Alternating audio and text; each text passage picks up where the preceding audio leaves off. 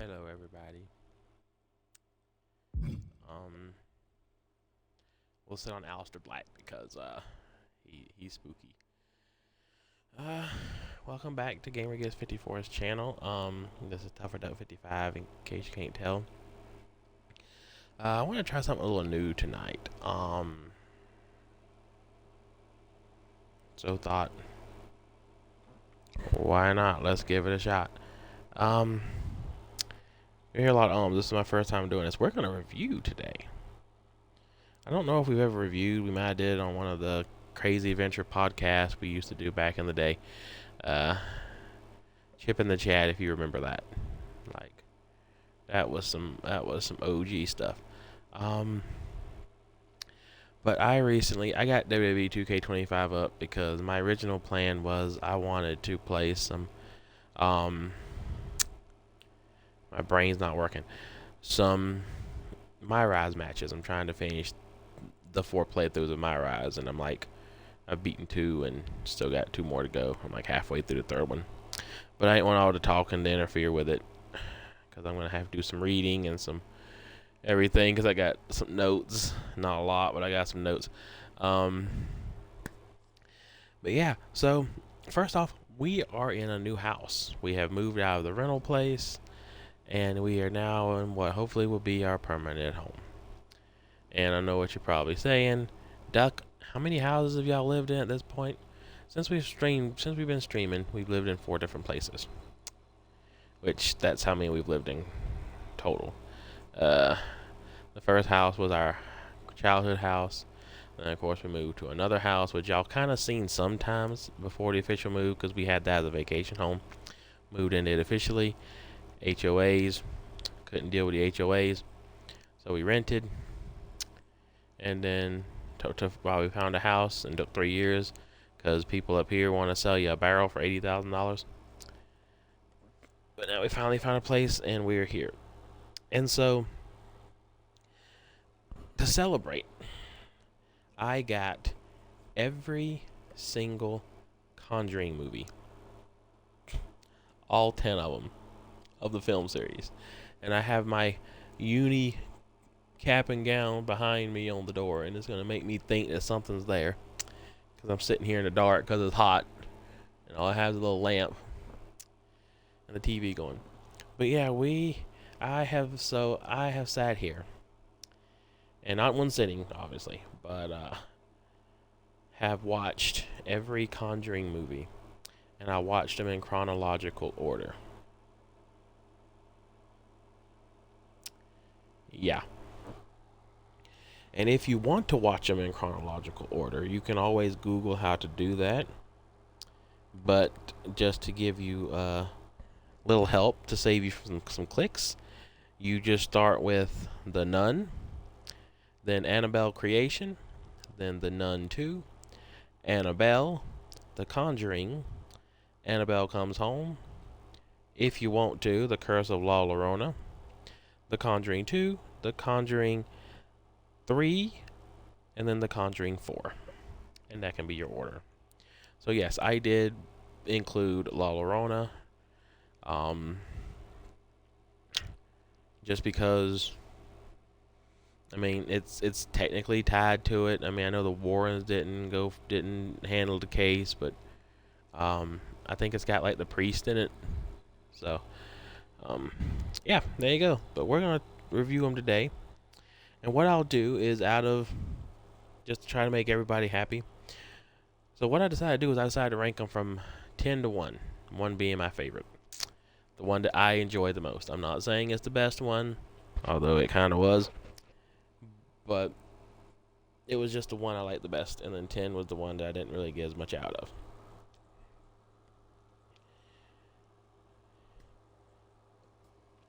So we're going to start. And I'm about to be a hypocrite here and contradict myself, because we're going to start off with number 10, which is La Llorona.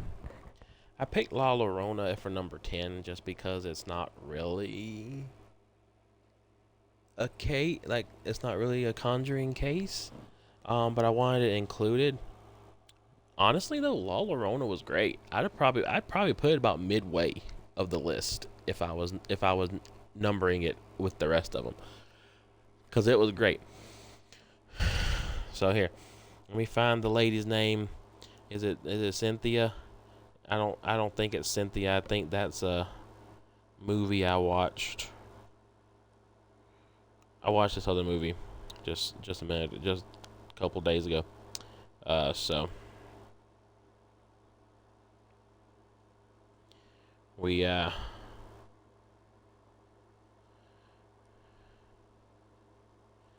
I think I for some reason I think I got that as,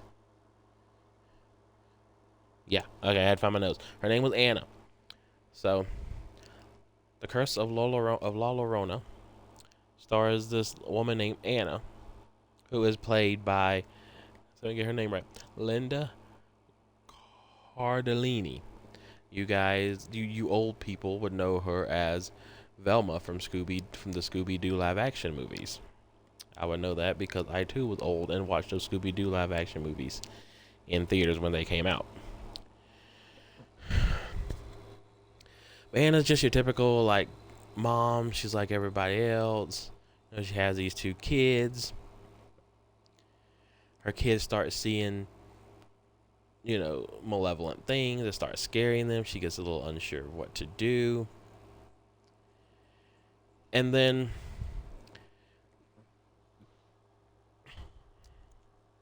but before this, because this is important, before this,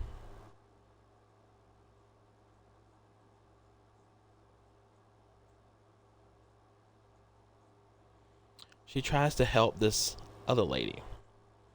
Because see, what happens is she's a social worker by occupation. Okay. So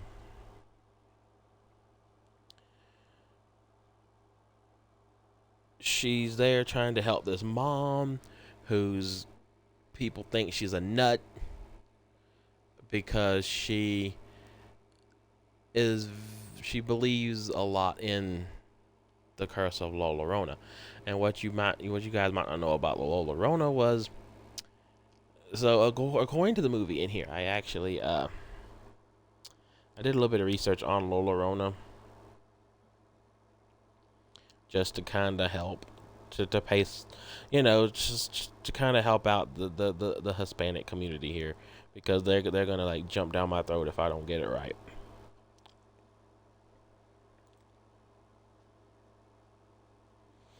So La Llorona, which is actually known as Spanish for the weeping woman, apparently, her husband left her. I believe it was for a younger woman. Do I have that in my notes? I don't remember. I did not put that in my notes, so I don't know. Any Hispanics on here, y'all tell me about it. Her husband left her, and in a fit of rage, she drowned her children in a puddle. And then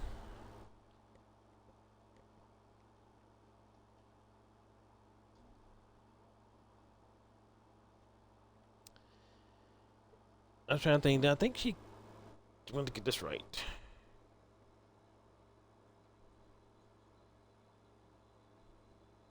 Yeah, so she was kind of like condemned to just walk the earth forever.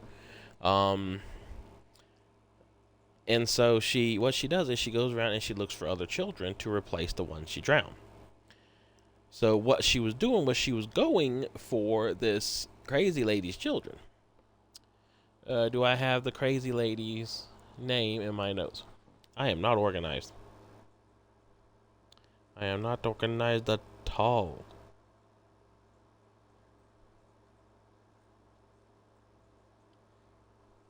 Patricia.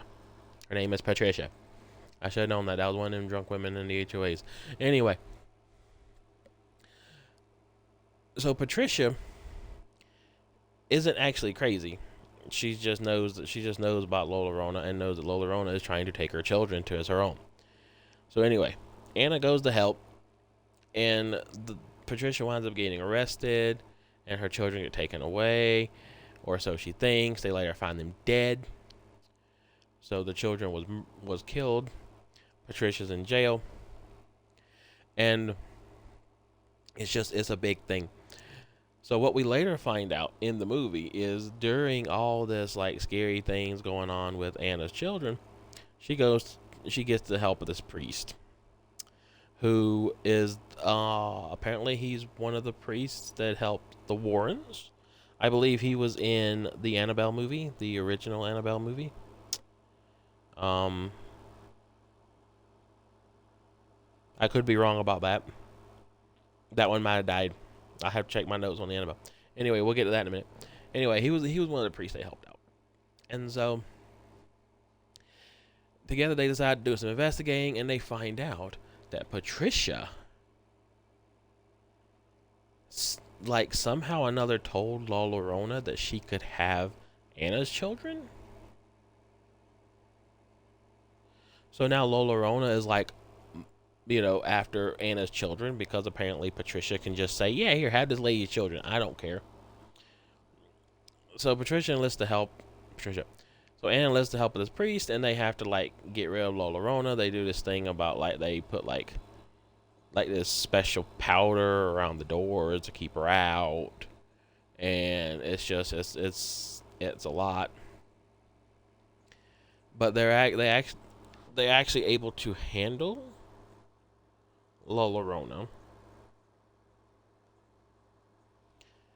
by using the powder as a way to kind of exorcise her and get her away from the children and save the children.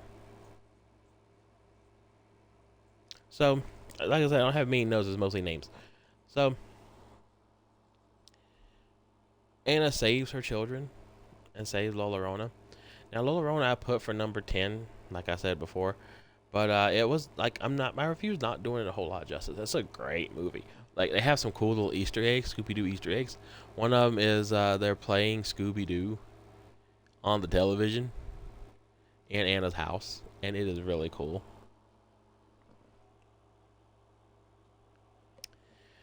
And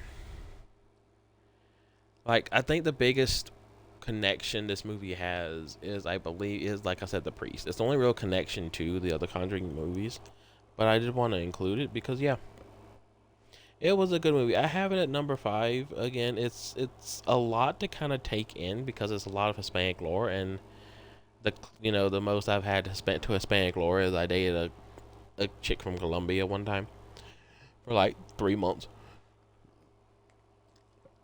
So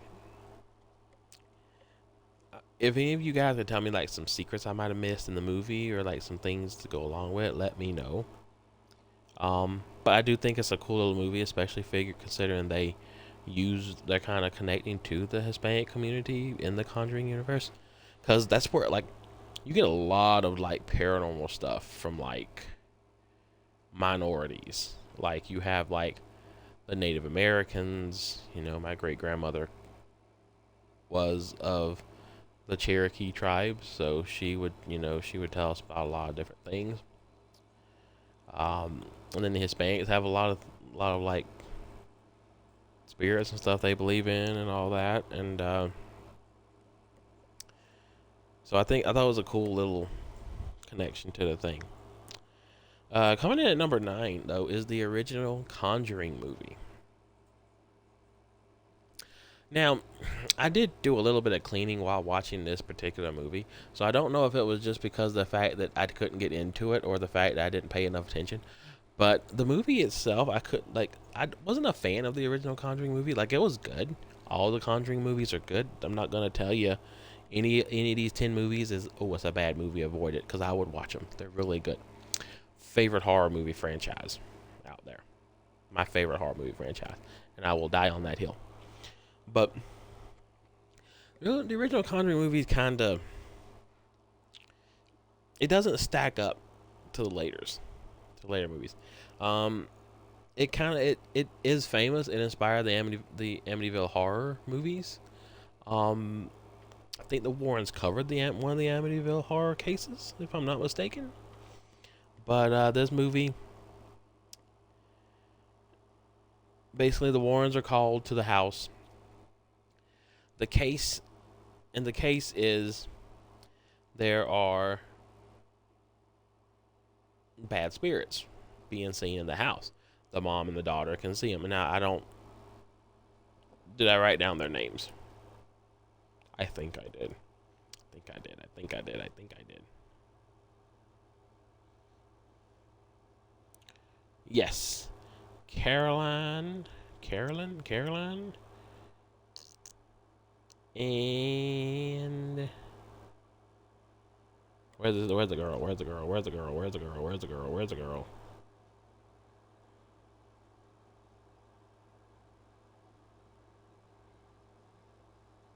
Did I not write down the little girl's name? It'd be kind of crazy if I didn't do that.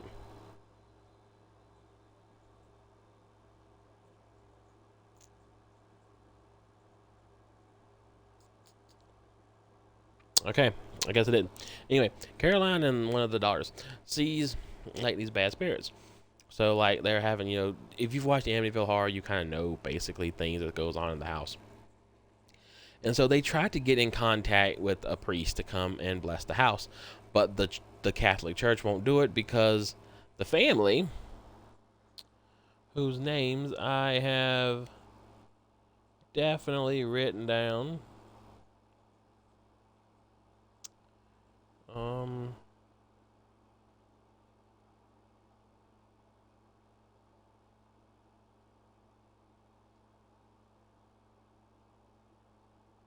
the Perron family.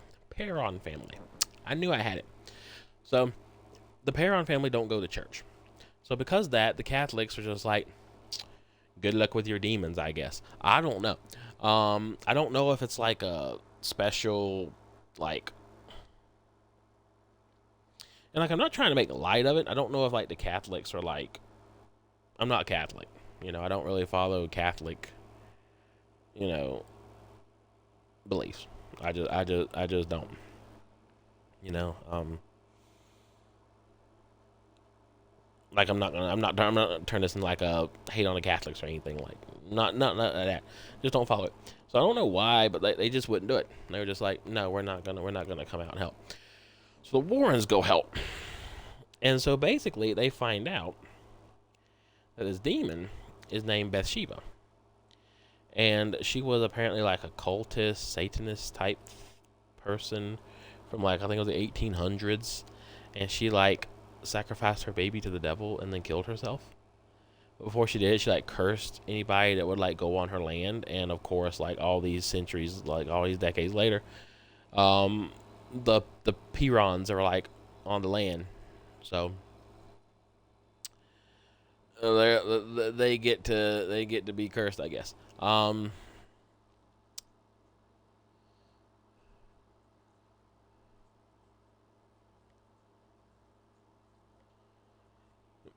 And so it really kind of it becomes like a fight for survival. Like Bathsheba like possesses the mom and tries to take the children, because basically her goal is to murder the children again, and there's a lot of murdering children. I kind of see you kind of seeing a connection between this and the Epstein Island, aren't you? Like a lot of sacrificing children. So the Warrens have to stop him. Lorraine basically does a lot of saving in this movie. She's able to kind of like come up with like a family like memento or something to like help stop Carolyn from killing her children, and that kind of gives Ed enough time to like exorcise the demon and send her back to hell. And like it's a good movie, but I'll be honest with you guys, I'm not a fan of the Amityville horror movies. I'm just not. I don't really find them that good. Um, so this one it was kind of hard for me to get into, but again, it was a really good movie. And if you like the Amityville horror, this will probably be your favorite Conjuring movie because it handles that a lot.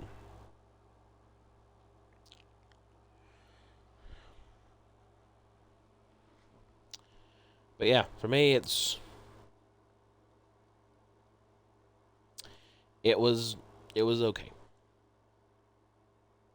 It was okay.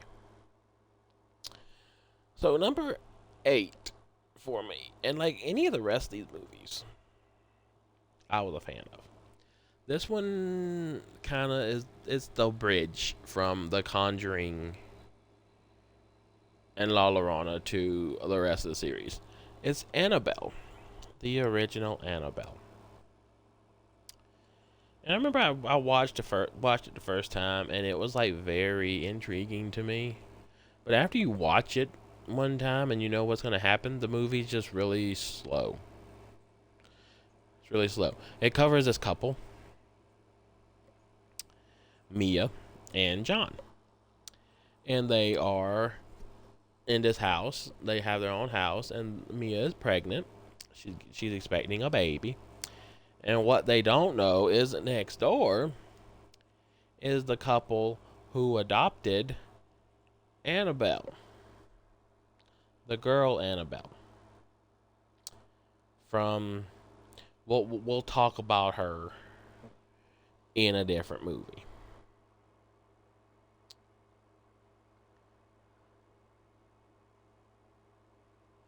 But yeah, I'm gonna see if I got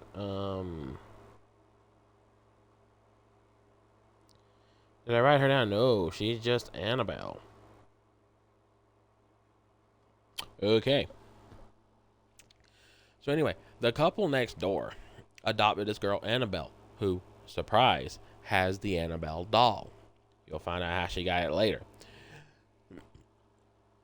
And one night, Annabelle and her cracked out boyfriend just decide to murder her parents. And of course, Mia sees this and Mia's scared, so she sends John over there to try to help. And while Mia's on the phone with the police, Annabelle and Crackhead decides to jump Mia. And Crackhead stabs Mia in her belly, where the baby is. And then John's able to show up, and he's able to kind of fight him off long enough for the police to get there. And then the police get there, and they shoot and kill the crackhead. I hope I'm allowed to say some of these words. I don't know. They unalive the crackhead. And so, and meanwhile, while this is going on, Annabelle is in the other room with the Annabelle doll, and she like slits her own throat and like bleeds out while holding the Annabelle doll. So naturally, Mia's like, I ain't staying in this house no more. Forget this. So she leaves, and her and John, and they rent this really nice looking motel. Like it's like an apartment complex. I don't know if they're in like New York or something, but John's a doctor. He's like an emergency room like doctor. So he's got the bank, and they're in this. They rent this apartment, and while they meet this lady named Evelyn, who for some reason really, really wants to stick with Mia. So Mia gives birth to the baby. The baby's, a little. They're not sure. Mia's on bed rest for the rest of the pregnancy before she finally has the baby, which hit a little close to home for me because my mom was bedridden for like 6 months of the pregnancy with me. So mine was hopefully something totally different though. I had some heart problems and stuff, and hopefully had nothing to do with like Annabelle. I don't know. But then of course the demons start going after Mia and the baby. And Mia sees it in the washroom, in the elevator, in her house, and she figures it's the doll. The doll is possessed or something. So she gives the doll to the priest, and the priest takes the doll to the church to try to get rid of it. And I think I can't remember if this is the same priest from La Llorona. I don't remember. Maybe it was. But it doesn't work. The doll goes back. And so they find out that the demon is actually not connected to the doll. It's just like it's not possessed the doll. It's just like using the doll to like torture these people. And Mia finds out that it's not after her, it's after the baby. It wants the baby, and the only thing that'll stop it is a soul. That's if it can't unalive the child, it wants a soul to make up for it. So Mia decides that she's like, well, I'm gonna go and, you know, she's gonna go sacrifice herself so that she can have the child. But before she can do this, Evelyn shows up. Now we've been talking about Evelyn a little bit, not too much. Evelyn, she lost her daughter before this happened. I think it was like a car accident. Evelyn's daughter died, but Evelyn didn't. Evelyn couldn't figure out why. But Evelyn's daughter always told her, you will know the reason when it comes. And Evelyn, for some reason, decides that the reason she is still alive is so she can sacrifice herself to the doll to save Mia. Which is some crazy, like, hero complex going on. Because why? But Evelyn takes the doll, falls out of the really, really tall window. I can't remember how many stories up they are, and dies on the sidewalk with the doll. And that kind of subsides the spirit, and it leaves Mia and John and the baby alone, and Mia survives. And this is one of, I think, this is when the Warrens show up. And the Warrens take the doll.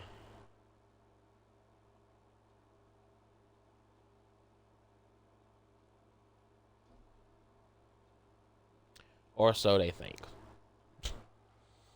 Because, let me see, did they take the doll? They might not take the doll yet. Let me see. I wrote this in my notes. So, no, they did not. I was wrong. The doll is found and bought by this other woman who gives it to their daughter.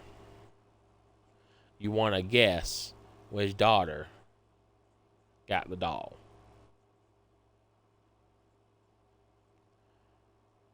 The parents. So then when The Conjuring came, because The Conjuring 1 takes place after the original Annabelle movie. So that's when the Warrens take the doll and put it in their little haunted room thing. So, anyway.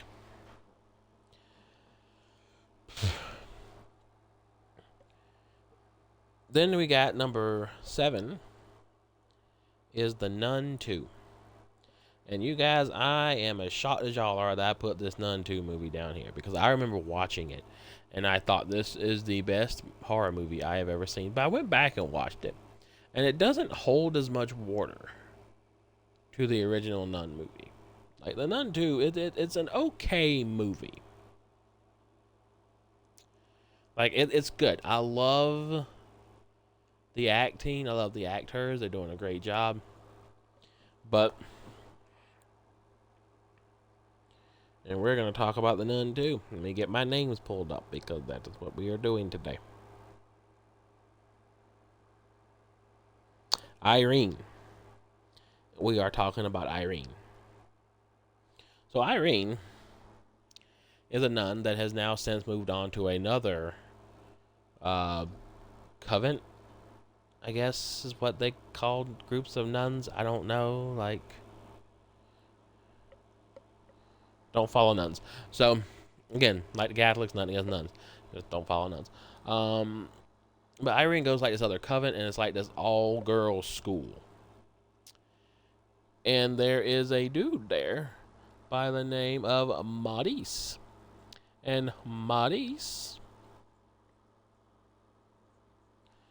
is the groundskeeper. He is, like, I think the only guy in this movie, other than, of course, the priest and Ed, that's in this movie. And he's the groundskeeper, and he has a crush on one of the teachers named Kate. And her daughter Sophie really likes him because he takes up for her with all the other mean little girls. And you can tell right off the bat, there's this one chick by the name of Emily. And she is going to be one of those high school mean girls up until she's 40 years old, single, never married, talking about how, you know, horrible men are, and she's gonna be one of those people. You know, the only kind of man she can get is like a one night stand or something because they can't put up with her mouth.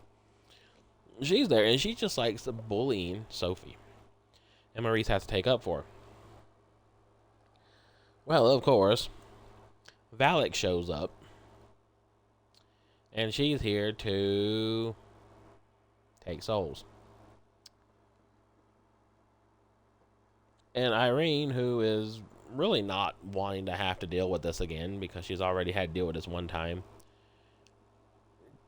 she realizes it's up to her and this new nun called Deborah, who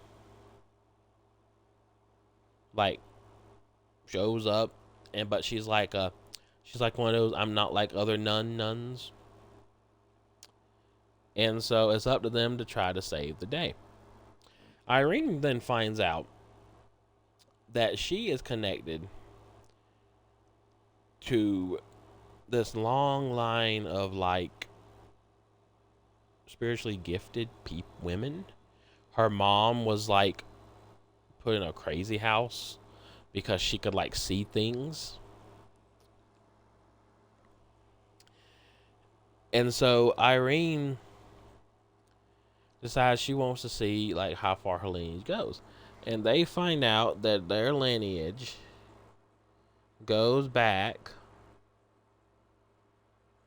to, give me a second. I'm trying to figure out which one of these nuns is.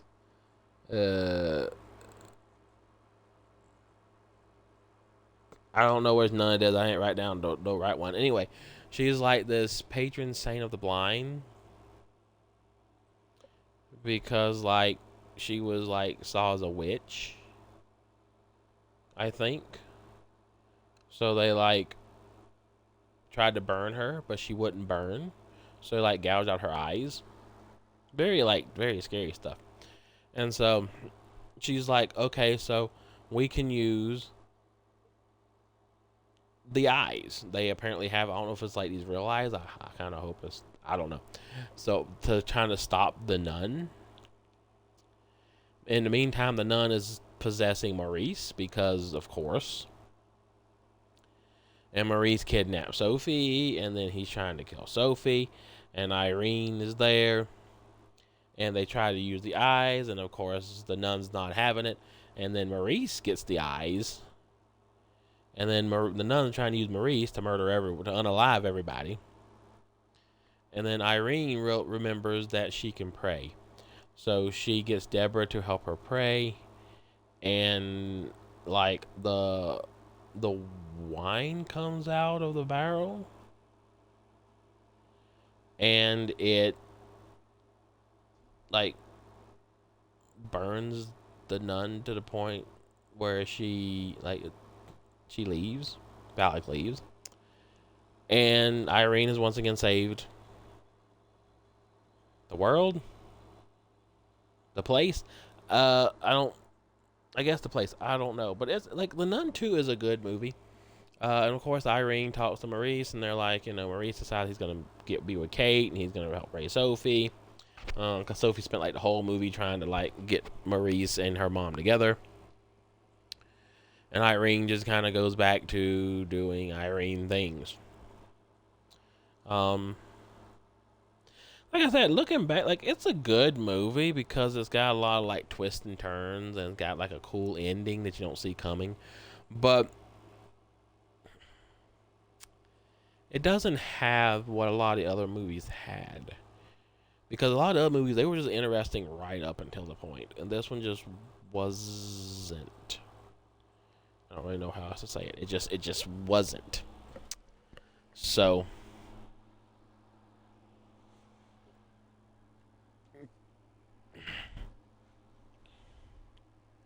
then we got, oh man.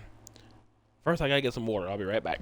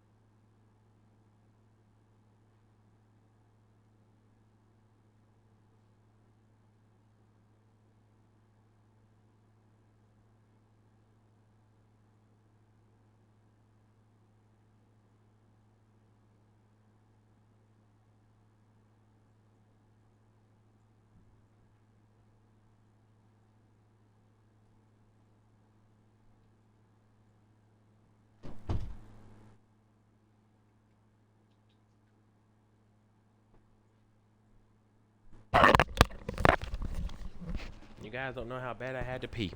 Okay. Anyway, we're going from The Nun to The Conjuring 4. Conjuring 4, I just watched it today, so I should be able to remember a lot of it without notes.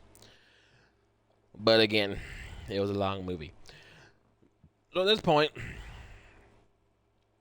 we start with the beginning of like this one case they covered where Lorraine walks into his mirror, and the mirror cracks, and Lorraine is pregnant at the time with Judy, and Lorraine realizes that whatever is possessing the mirror wants Judy, and it just causes the pregnancy to go AWOL.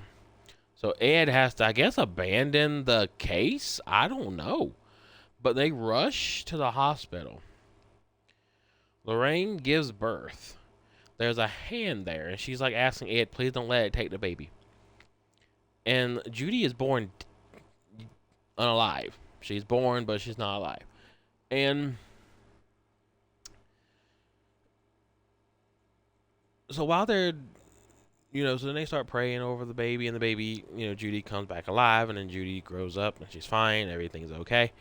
Well, Judy's grown now in this movie, and Ed and Lorraine are getting old, and Judy's got a boyfriend that wants to marry her, and of course they're doing the whole Ed doesn't really approve of it because it's his baby girl, and he's terrified of Ed because all boyfriends seem to be scared of the dads. I don't know, like that's never been me. I've always had my girlfriend's dads be jerks, like try to be intimidating, but it's never really been that. I've never dated a girl where I went to see her dad and I was like, oh no, he scares me, because I'm just I'm a grown man too. We can duke this out and figure it out, most dads is I can unalive somebody for my daughter, and then me growing up depressed. My entire 20s, joke's on you, I want to die. So, that wasn't there. Anyway, back to the movie. The Conjuring 4, so this family, basically, they find the mirror in their attic, and then that's when everything happens. So Ed and Lorraine have to go, and they have to try to help get rid of this mirror, and then they find out apparently the man killed everybody in the house, that owned the house, and so they're all trapped there, and they're all trying to murder all the family, and then they're after the Warrens, and they're after Judy, and it's just a big thing, and Judy gets possessed and then unpossessed, and then the mirror tries to kill her husband. And Judy and Lorraine start singing this lullaby that Lorraine taught Judy whenever Judy would see something bad to get rid of it, and it gets rid of the spirits, and then they kind of save the day, and then Judy gets married to the boyfriend, and Ed and Lorraine decide, yeah, we're gonna retire now. We're not doing any more investigations, but they still talk to people on the phone, and it's nice. It's really nice. And then number 5, we have Annabelle Creation. Remember the Annabelle that killed her parents in the beginning of the movie?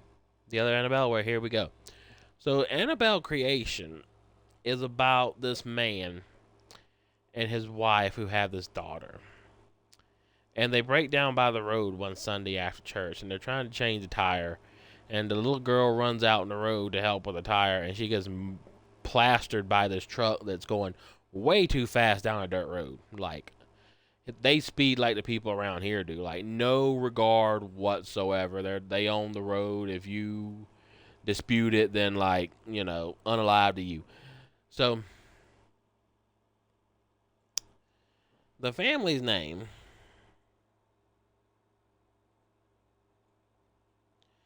If I can remember right, I don't think I wrote the people's name down. Samuel. His name was Samuel.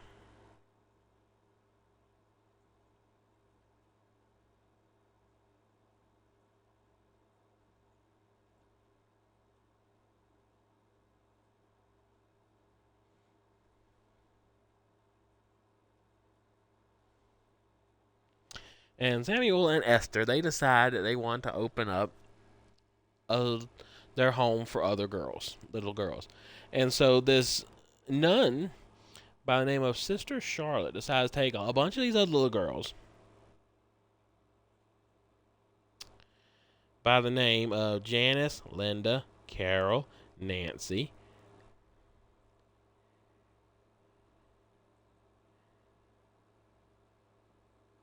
and that's the only ones they talk about. I guess none of the rest of them matter.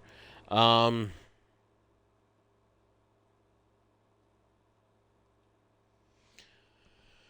but the special thing about Janice is she can't walk right. She has something wrong with her legs, and she has this big old brace on her from like the old days, and she has to walk with a cane. Well, all the rooms are available except for the one. And of course, Annabelle is gonna get these little girls into this room. Janice is the one that falls for it and decides to go into the room, and that's where she starts seeing ghosts and bad spirits. And then she finds the door the closet that locked Annabelle in, and Annabelle gets out, and it's just like it's a lot of crazy things that starts to happen and starts to go down, and it is crazy. It's a lot. There's like a scene where like Janice gets stuck on like the chairlift up the stairs, and the chairlift starts going back up the stairs to the demon, and she's panicking. And like then there's one scene where Linda, who's another little girl, starts playing with like this ball on a string, and something takes the ball on the string, and it's just a crazy movie. And anyway, they find out late on in the movie that Annabelle is locked in there because they again think that the doll is possessed. Because what happened was they got this doll for their little girl that got hit by the car. And apparently the Mullins was like wishing that they could see their daughter again and agreed to like give themselves to whatever could bring their daughter back. And so they start seeing and hearing what they think is their daughter, but it is not their daughter. It is a evil spirit, and it winds up taking over the house, and then like apparently brutally scars Esther Mullins. And so Samuel has to just leave her in his room and go to her whenever she needs it. And anyway, Annabelle winds up possessing Janice, and Janice goes on like this murder spree and like murders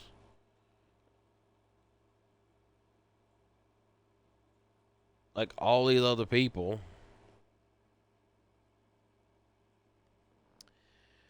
But thankfully, like she gets Mr. Mullins. I think she gets Mrs. Mullins. Yeah, I think Mrs. Mullins is like chopped in half. Mr. Mullins is murdered or unalived. I think the nun and some of the girls survive. And Janice then like gets up and runs away, even though she's like crippled. And then, the cops go looking for her, and they're like, well, if she won't get far the way she is, we'll find her. And the movie ends with her sitting there and getting adopted by the family from that got murdered or unalived in the other Annabelle movie that we talked about. So that's how that movie ties together. And I remember Annabelle Creation when I watched it. I was like, this is the best Annabelle movie there is. But then I got to watching it back, and again, it takes so long to get going. Like, it's a good movie, but it takes so long to get going. One that didn't take really long to get going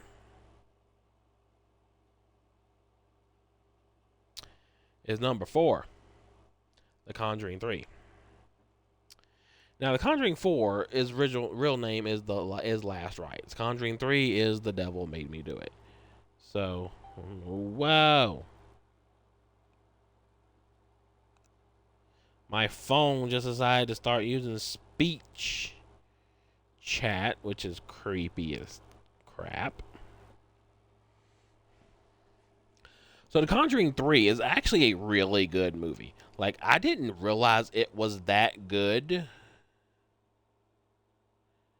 the first time I watched it. Because the first time I watched it on Netflix or Hulu or something with my mom and with Gibbs. And, like, I remember, like, thinking, this is a pretty good movie. But then actually, I sat down and I watched it back.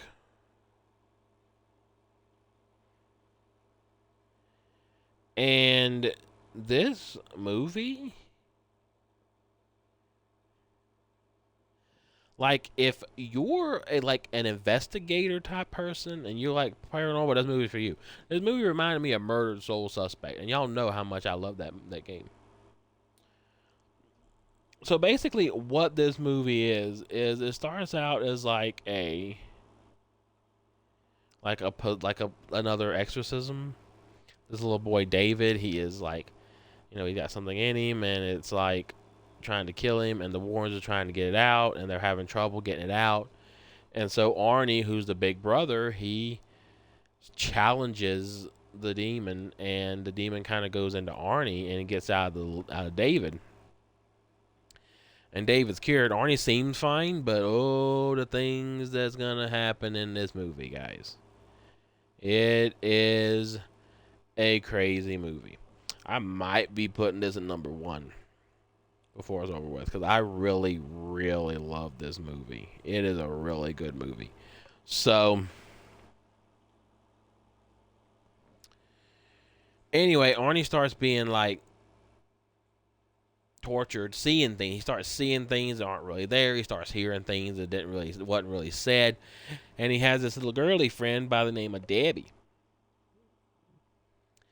And Debbie has this friend, and I don't remember the guy's name, but I think his name was Bruno, but I could be completely wrong by that.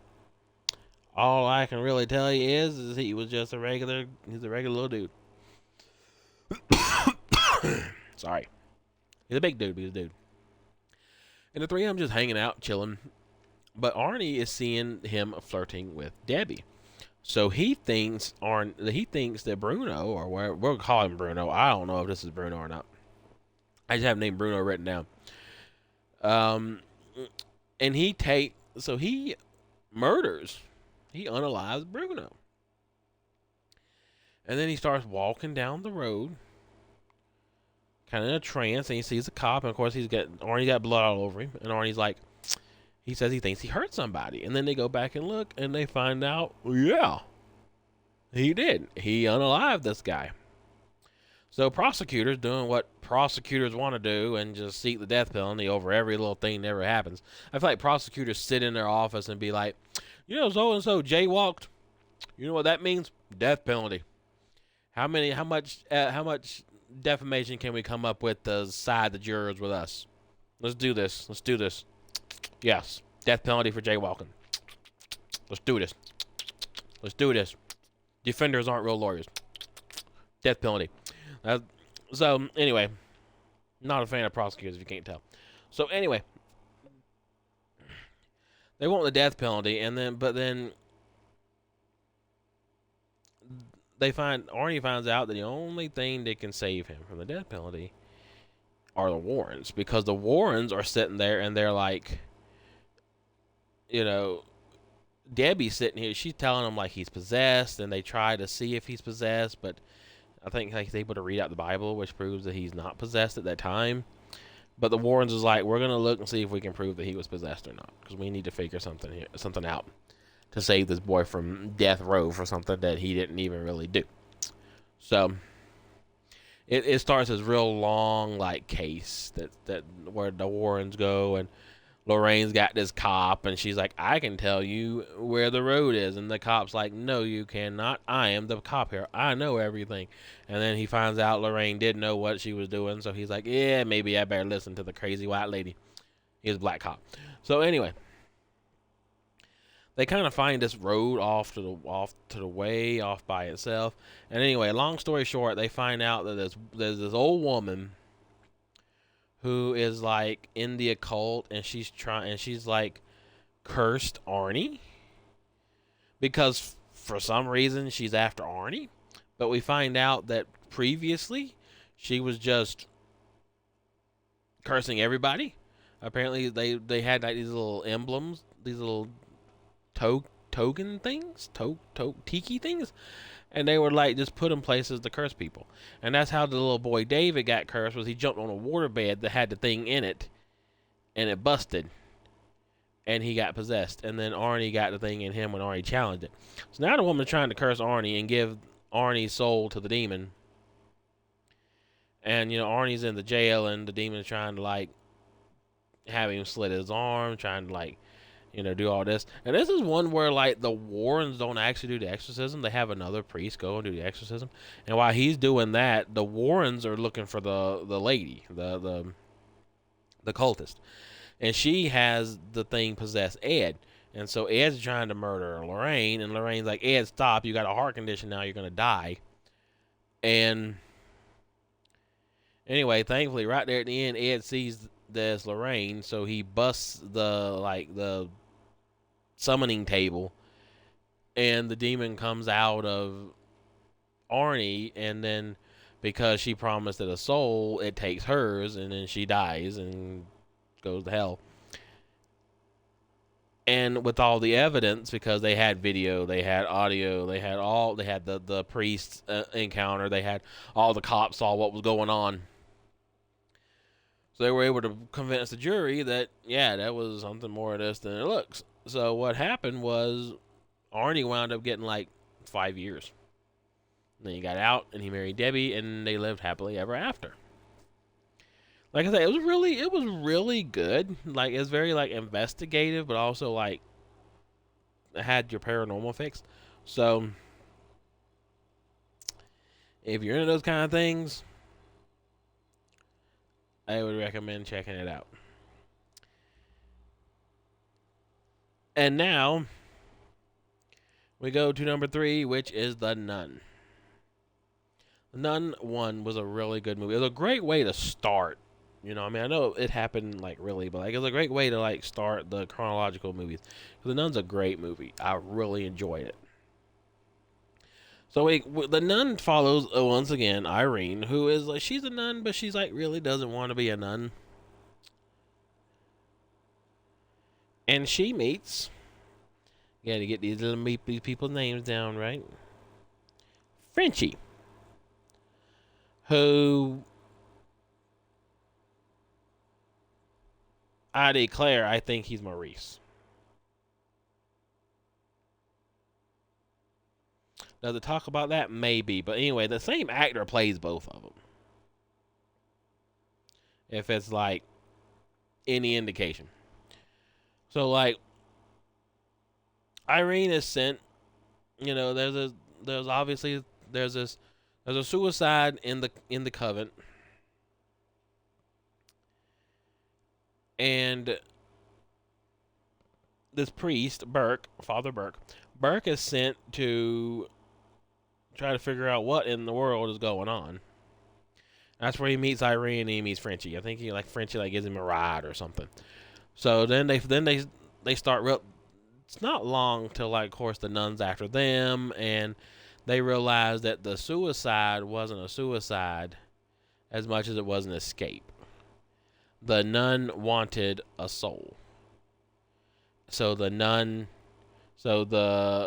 human, the Valak, wanted a soul. So the girl nun hung herself from the window to avoid being taken. So now they're like, we got to get rid of this Valak. And it starts like them trying to, to get information from different people and trying to find out some backstory. And of course, Valak's just trying to just unalive everything that she can. And it comes down to like this big fight where the only way to defeat the nun is with this vial that is said to contain the blood of Jesus. And so they got to figure out how to get the vial to like to Valak, and of course Valak, being a demon, they don't want nothing to do with that. So it leads like this big fight, and then the nun tries to, then Valak tries to unalive Irene. Maurice comes to the rescue, or Frenchie, whichever one the actors playing at this time. And then Valak grabs Frenchie, and then that gives Irene enough time to spit the blood onto Valak, and Valak like goes back into this hole that she was apparently summoned from by like again cultists. Cultists is always the one causing all these problems, man. Like you gotta avoid like these like, this is just bad. So Irene saves the day, and she decides she wants to be a nun, a full-fledged nun, because she's not really a nun. She's a nun in training. I don't know what they call them. And then we find out that Frenchie was actually possessed, and there's actually a clip at the end scene of the Warrens trying to exorcise the demon out of Frenchie. So it's a really good movie. Like I said, it's like there's one scene where like they get buried, and it's the bell. You ring the bell if you're buried premature, and they dig you up. And it's just like it's really good. Like the nun is definitely the best of the nun movies. I know there's only two of them, but it's really good. It's probably one of the best horror movies there is. But it's still only 3, because we got a couple of other movies. Because coming at number 2 is Annabelle Comes Home. This movie barely has Warren in it at all. This movie is centered around Judy. A young Judy is played by a young McKenna Grace. I'm not going to call her baby McKenna Grace, because I was first introduced to McKenna Grace in Fuller House, and now I feel old, because McKenna Grace is like 19 years old, and I remember her when she was like 8 from the Fuller House movies. So Judy, as you could tell, growing up with a family like the Warrens, all the other kids is like, stay away from the scary girl. Like, she's got, this and that, this and that. So Judy don't have no friends. Her only friend is this babysitter by the name of Mary, who was played by Madison Eisman. And I only know Madison Eisman because she played in the original Jumanji movie. Not the original, but the original one with The Rock. She was like the rich, she was the popular kid that wound up becoming the curvy genius played by Jack Black. But anyway, so Mary decides it's time for her to babysit Judy while the Warrens go on one of their, I suppose, cases. Meanwhile, Daniela, who is Mary's friend and the rebel of the group, decides, you know what I'm going to do? I'm going to follow these people into this. I'm going to follow Mary. So she follows Mary. And now she's helping babysit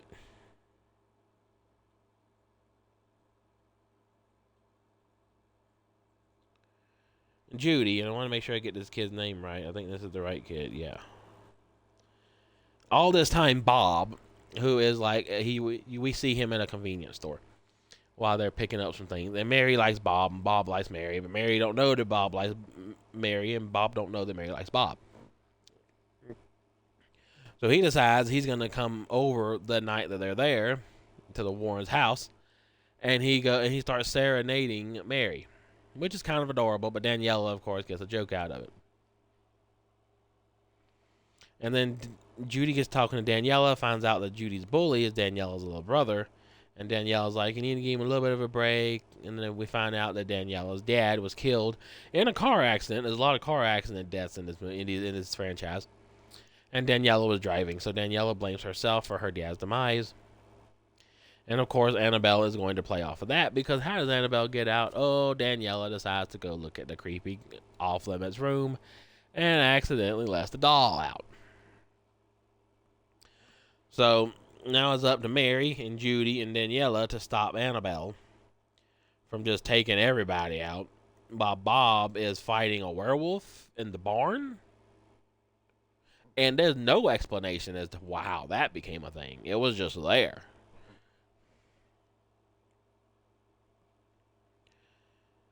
But anyway, they're finally able to get a hold of the doll and get away from the demon long enough to put the doll back in the case.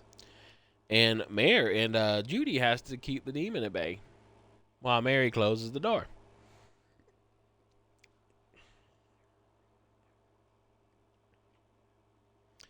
And where's Danielle in all this? She is possessed.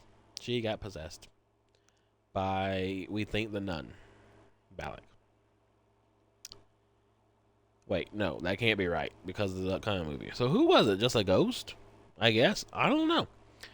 But anyway. Oh yeah, by the way, Judy was saved by Bob in a car from the werewolf. So once they were able to kind of like get rid of get Annabelle at bay and then get rid of the demon, Judy tells Mary that Bob saved her. So Mary and Bob become an item, and the Warrens come home. And it's time for a birthday, Judy's birthday, but nobody wants to come to Judy's birthday party because her house is creepy. So then Mary and Daniela show up because Daniela was invited to the birthday party and she's going to go to that birthday party. And then Bob shows up. And then Daniela's brother shows up. And like a whole bunch of other kids from school shows up because Daniela made her brother apologize and then tell all the other kids about this really cool place at Judy's. So yeah, they all go to Judy's birthday party, and Ed serenades them with a song while Lorraine takes Daniela into the haunted room and lets her see her dad one more time to tell her that it wasn't her fault and that he loves her, which was cute. And that's Annabelle Comes Home. And I kind of like this movie just because it stands out a little bit. It's different from what you see other times. Like, this one's more centered around Judy, and I think it's almost like its own standalone movie, but it's not. So I really like the dynamic of the movie. I think it was played out really well.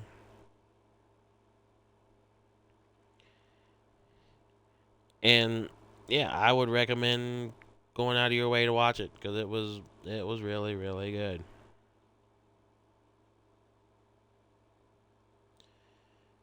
And now we are here for the number one movie, The Conjuring 2. Ah, man, The Conjuring 2 is up there with my favorite horror movies of all time. Like Tucker and Dale versus Evil is up there, but I think it's more of a comedy than a horror. So The Conjuring 2 could be my favorite horror movie. It's long, but it is good.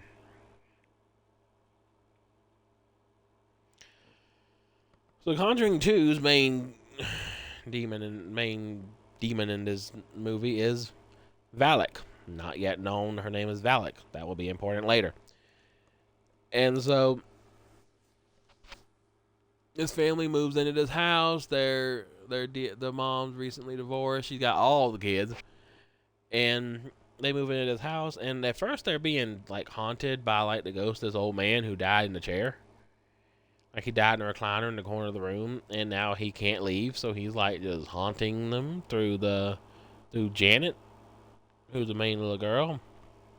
And I don't know why, but I kept thinking that was the girl from the kissing booth. That I can't remember her name, but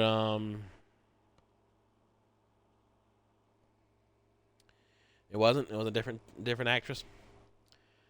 So the Warrens are called to help with this haunting because it starts making news.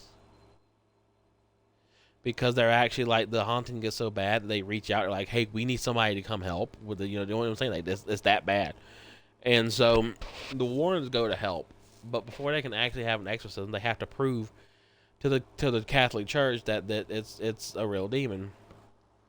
And so they at first it's kind of like led people to the demon leads people to think that it's not there, that the whole thing's a hoax. So they pull the Warrens out, and that's when the demon tries to get them. And then Lorraine finds out that the demon's not actually after the family, it's after Ed. So she has to save Ed, and Ed's like, no, we gotta save the children. So Lorraine can't stop the demon because she doesn't know the demon's name. She has to know the demon's name to exorcise it, apparently. Um, anyway, she finds out later in the movie that she wrote the name in her Bible during like a trance. So she opens it up and she flips some pages and she finds out its name is Valak. So she calls it by its name, and it's the nun, and she has the nun sent back to hell, and that is the actual end of Valak. So where she was in between the Nun 2 and this, I don't really know. My hair is standing up on my hair and my legs. This is creepy. So, and they're able to save the family, prove it was an exorcism, get rid of the demon, and the family was saved. And Ed gives Janet this crucifix necklace thing. I know it's called a rosary. A rosary. Gives her this rosary. So it's it's a really good movie. Like, I don't do it justice by the telling the short part, but it is a really good movie. Like, just because like it takes this, they have to like look into it, and you think it's this goes, then you find out it's another one, and they have the whole, oh nope, now they can't save them, then they go back to save them because they're like, we're gonna do this rather the Catholic Church supports us or not. The Warrens kind of went in rogue, and it was really good.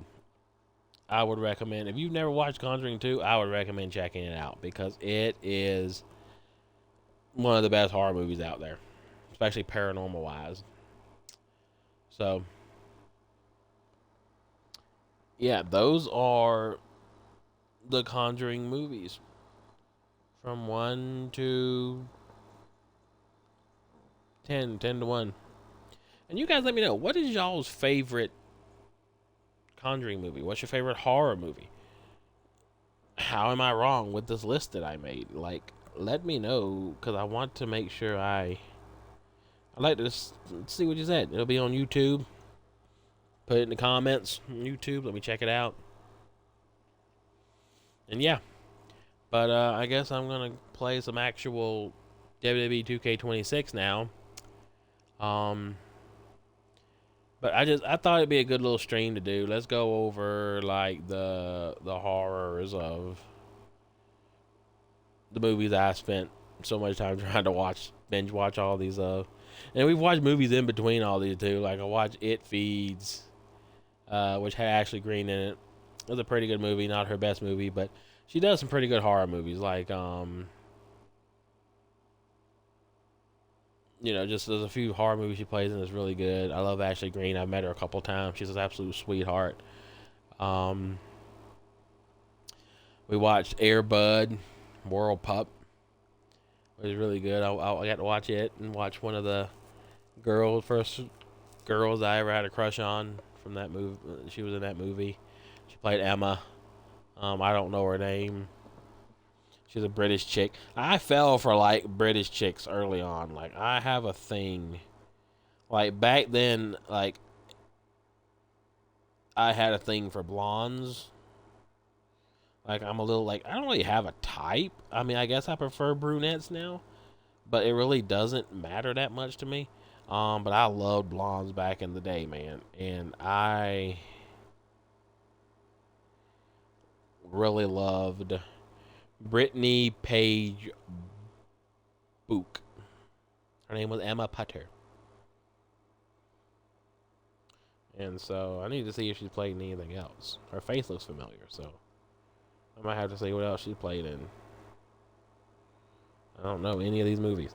Miracle in Lane 2, The Specialist, Parenthood, Battle for Ozfest. That's probably a British show. And The Trojan Horse.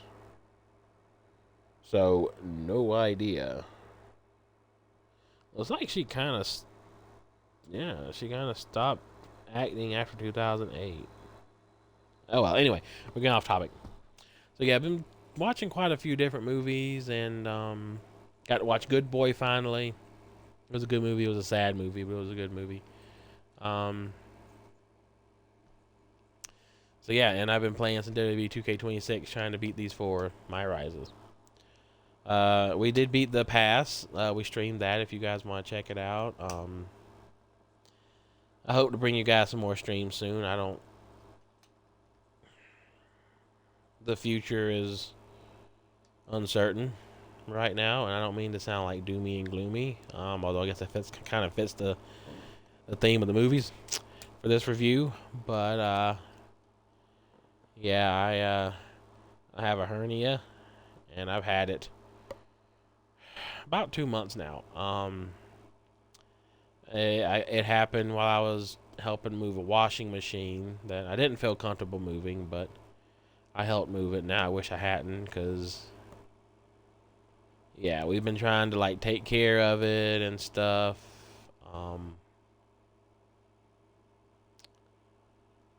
But it's not looking like it's going away. If anything, I'm worried it might be getting worse. And I've been trying to take care of it, like not lifting anything heavy. Been on this diet, trying to keep it under control with, by pooping plenty. But I'm supposed to go see a surgeon about it Monday, and praying that he'll say it's fine. But it is a hernia, so despite what people with no medical knowledge whatsoever might want to claim, it is a pretty serious thing. So I am scared of what the diagnosis might be for Monday. So I don't know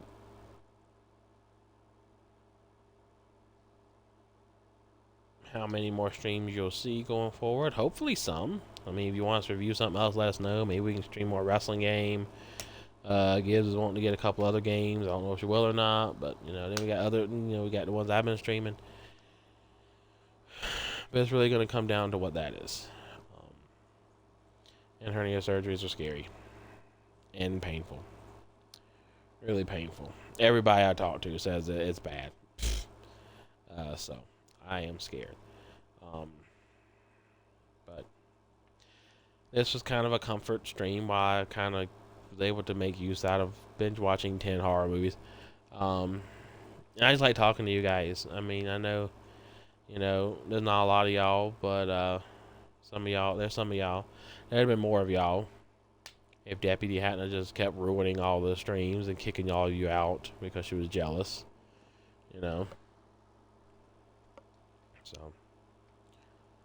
it's a shame she didn't find that married man earlier and vamoosed, because I think Giz would have been a lot bigger, especially considering Deputy was talking all that shit to Death and all those other Twitch specialists, all those lies. So that's how she is. She left to go, suck off a married man, and came back, ditched Gibbs for it, tried to paint Gibbs as the victim or as the bad guy when she wasn't. Talked a bunch of crap, tried to ruin her Twitch career. Here I was trying to help save it, and then of course, when the guy dumps her and she can't keep anybody else around because nobody can put up with her and suffer both, then she comes crawling back and Gibbs was stupid enough to take her. And somehow I become the bad guy in all of it. And all I was trying to do was help keep this channel going, because she was doing all this for our granddad, who died just a couple months before she started back in 2020. So yeah, crazy how things work out, But despite everything, this 6 years, it's been great, and I'm not using this as a goodbye. I hope it's not goodbye. I don't, I hope to keep streaming. I hope to, that everything turns out well and I don't have to have the surgery. But just in case I do, just want to let you guys know that where I'll probably be for a while. If you pray for me. But I want to thank you guys for just letting me talk. Sometimes just talking is good therapy. I have a therapist I talk to, much to the chagrin of Gibbs. If somebody's always like, if somebody's against you going to therapy, then there's a reason. Um, but we don't therapists now. We usually just talk, you know, like moving, jobs, things you do for your health, mental health, which used to be hiking, going on adventures with my friend Chloe. Chloe's out west now, so but we still talk sometimes. Just can't hang out. I would hang out like my buddy Randall or Jess or something. Cody's in the Air Force, so I don't get to hang out with him. But I got friends, and I get to see sometimes, but not as much as it was did. I haven't taken it easy. So you guys have kind of been my friends. I've been able to kind of come on here and make jokes with y'all and play games, and um, it's like I'm playing with somebody and I'm not. Like you guys are always just you're so much fun to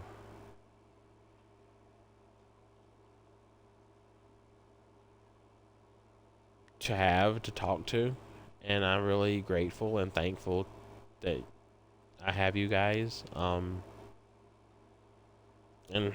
who knows if Gibbs doesn't keep the channel going, maybe I can start one. I don't know. I had one before, but I got locked out of the account. That was on me.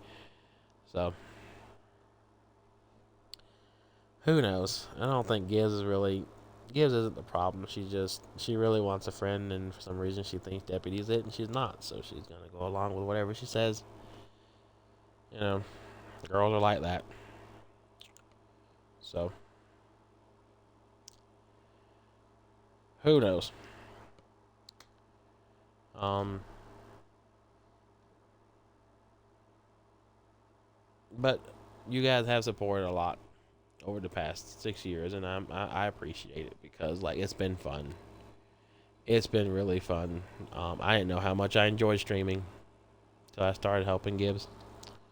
Um, but I love it. And you guys have been great. Some of y'all help walk me through games. Y'all help like anymore as like scammers and like buy this art that isn't mine or like. But before it was like we had some really cool people like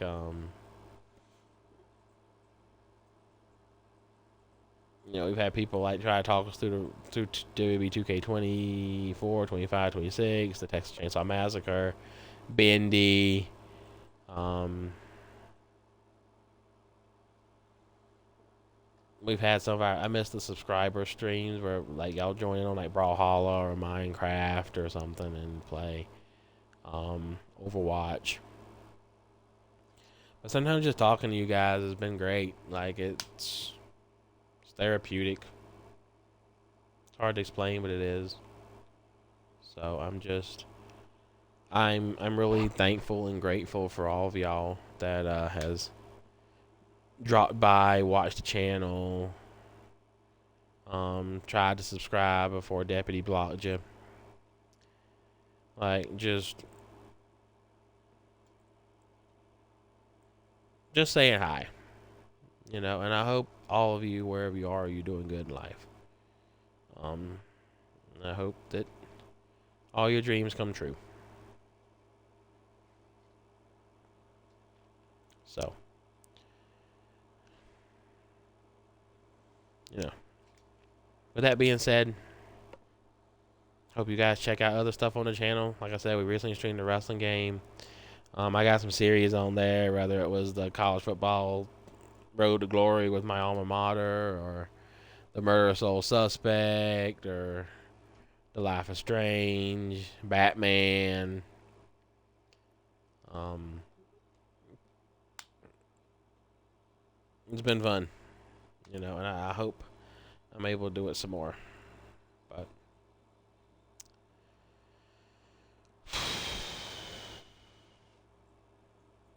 I'm worried Monday's gonna be bad because my mom's worried, and my mom she doesn't worry about hardly anything medical wise unless it's my dad. If it's dad, she worries at the drop of a hat. But if it's like me, she's like, you'll be fine. Do this or that because she worked in the medical field. So with her being worried, I feel like there's something. It's something, and You know, that's life. I don't think I ever recovered from the sickness I had over this past winter, and it just kind of zapped my strength. Or else I think I'd have been okay lifting that wash machine. But I have to realize I'm not really where I used to be, and I don't know if I'll ever get back to that point again, which is bad because I'm 32 years old. So, well, we'll see. Who knows?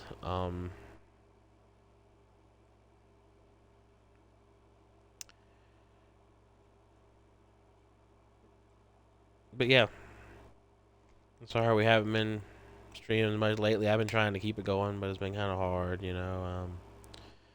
Spud the cat, he got into the garage and sliced his tail open, and we've had a time with that. And like I said, just moving stuff and um, and a dad, he's not doing good, and trying to help mom out when she's not being bombarded by those idiot managers at the Food Lion.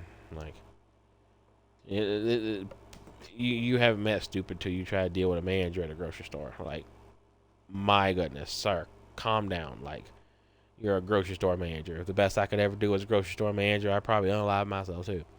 So, but it's been good. Like, you know, I mean, the move has been nice. Been trying to do a little bit of redecorating here and there. I've been enjoying the wildlife around here. We've seen bears and a snake and rabbits, lots of rabbits, some crows, some turkeys, some chipmunks, um, deer. So yeah, it's been a lot of fun. Um,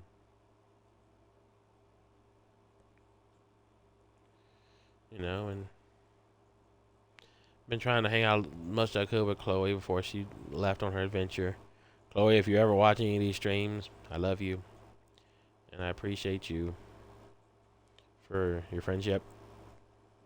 Same with Cody, Randall, Jess, and the rest of you for being cool and for being good friends and looking out for me. Randall's been on the channel. I mean, not Randall. I'm sorry, Cody. Cody's been on the channel. Check out the Gang Beasts stream. Cody's on it. So had a few people guest star on the streams. Nathaniel, Ash, Mom and Dad been on a couple, which is funny. So, but yeah, who knows? Who knows what the future holds? We'll just see what happens from here. But regardless, I'm grateful. I'm grateful that things played out the way they have. My dad's birthday is Saturday. He'll be 70. Father's Day, of course, is next weekend. I hope I get to enjoy that with him. 4th of July is coming up. I'd like to be able to enjoy that. 250th birthday of the United States, best country in the world. And you know how I can tell you that? Because we're the only country where you can talk bad about it without going to jail or worse. Suck it, England. I talk a lot of crap about England to like so many British girls. But yeah, I am grateful for the time I've got to have. Like, that the hernia held up for, you know, Chloe's graduation, you know, all the trips with Chloe before she left. Went there to watch AEW with Randall. Gibbs tagged along. I got to go to that. And a few extra adventures along the way. So I'm blessed. You know, I'm very blessed. And considering the heart problems that was coming back in the spring, like, God's blessed me. He has. He's been really good to me. And I hope he'll bless me with this too. But if this is a cross that I have to bear, then you guys pray for me. That the burden's lighter. That everything goes well. But anyway, it's 12:33. Told myself I'd go to bed earlier. That ain't happened. So I'm gonna play a little bit of 2K26 and get ready for bed. Got a big day tomorrow, and then of course Saturday is Diaz's birthday. So we'll just. And Sunday I help out with the church. And then Monday is, yeah. Trying not to think about it. It's gonna be worse the closer it gets, but I'm trying not to think about it. But I love you guys, and I mean that from the bottom of my heart. I love you all so much. And, you know, we don't have 100,000 subscribers, but I love all you guys that did drop a sub and check us out. And I hope to be seeing you again soon. But check out the YouTube channel. A lot of fun stuff on YouTube. Check out the Conjuring movies. Tell me your favorite horror movie. Tell me your favorite video game.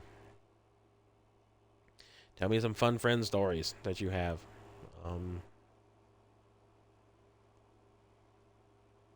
That's something I like to do sometime. Tell you some funny friend stories. I have some cool friend stories that I could tell. But again, this is Gib's channel.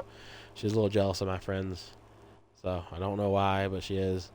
I mean, they all like her too. So, you know, I think Deputy tries to isolate Gibbs, so she's the only one she talks to because she's jealous. Because she knows there's better people out there to be friends with than her. So, but I have great friend stories I could tell you about. So, we'll see. If not, maybe another channel. I don't know. We gotta go. We gotta get past Monday. See what happens Monday. But yeah, that's the Conjuring universe. I love you guys. I've said this several times, but I do. I love you guys a lot. And I hope you have a great rest of your day, night, week, month, even your year. I don't know. If you're on Twitch, let us know. I got a little account. I don't stream on it, but I got a little account. I'll drop you a follow. Pay you back. Until next time. Hopefully I'll catch you guys down the road. I love you guys. Most importantly, Jesus loves you. Peace out.